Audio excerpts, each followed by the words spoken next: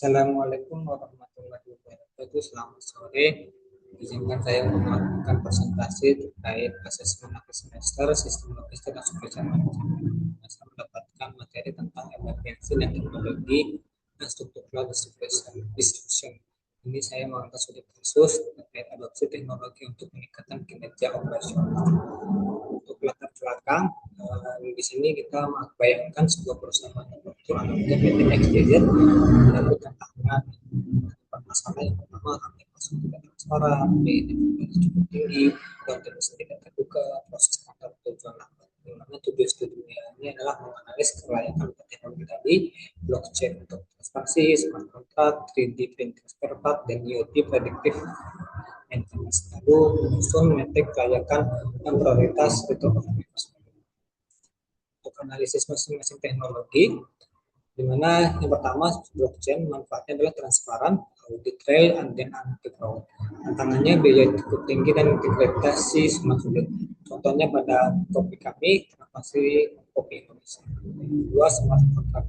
Manfaatnya otomasi pembayaran dan efisiensi. Tantangannya legalitas dan perlu blockchain.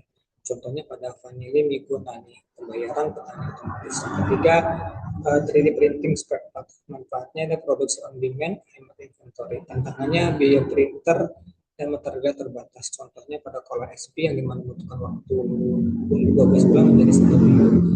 Empat adalah IoT predictive maintenance. Manfaatnya adalah prediksi kerusakan dan mengurangi waktu downtime. Tantangannya integrasi sensor dan memerlukan tenaga ahli. Contohnya pada Intel PDM rating of improvement-nya 10 kali lipat dan downtime turun sebesar 45%.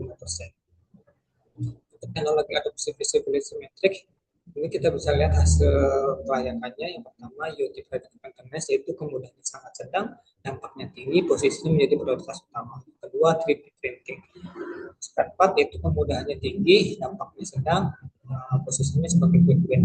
Dan ketiga, smart contract, kemudahannya sedang, dampaknya sedang, itu menjadi pertimbangan untuk bertahan. Keempat, blockchain, kemudahannya rendah dan dampaknya tinggi. Dan ini cocok untuk menjadi jangka panjang. Untuk rate of achievement based priority-nya adalah yang pertama IoT prediction maintenance, itu rate of achievement-nya 25%, 3D printing spare part-nya rate of achievement-nya 18%, smart contract rate of achievement-nya 12%, blockchain rate of achievement-nya 10%. Kesimpulannya kita menjadikan fokus kepada IoT prediction maintenance dan 3D printing spare part dahulu. Untuk selanjutnya pertanyaan reflektifnya, yang pertama bedanya mengukur dan mengelola kinerja. Kalau mengukur itu kita lihat seperti speedometer, lihat kecepatan. Untuk mengelola kita injek gas dan melakukan sesuatu. Mengukur tanpa mengelola itu akan menjadi sia-sia. Kedua, kenapa sih punya KPI tapi tetap underperform?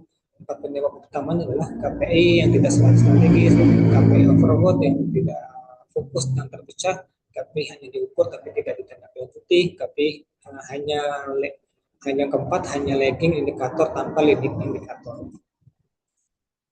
Pertanyaan refleksi yang 3 dan 4, mana ada 4 cara, yaitu pertama pilih 5-7 KPI yang kritis, pakai balance score. Yang kedua, libatkan tim dalam menentukan KPI. Dan keempat, evaluasi berkala, hapus yang tidak relevan. Yang keempat, kenapa semua harus diukur?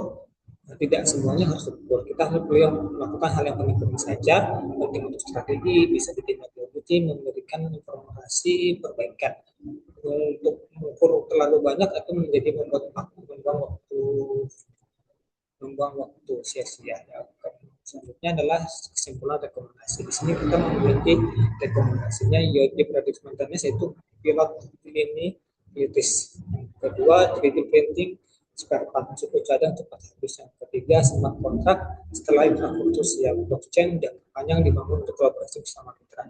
Kunci suksesnya adalah integrasi strategi pelatihan SDM dan evaluasi berkala. Sekian dan terima kasih. Maaf apabila presentasi saya kata-kata salah. Assalamualaikum warahmatullahi wabarakatuh.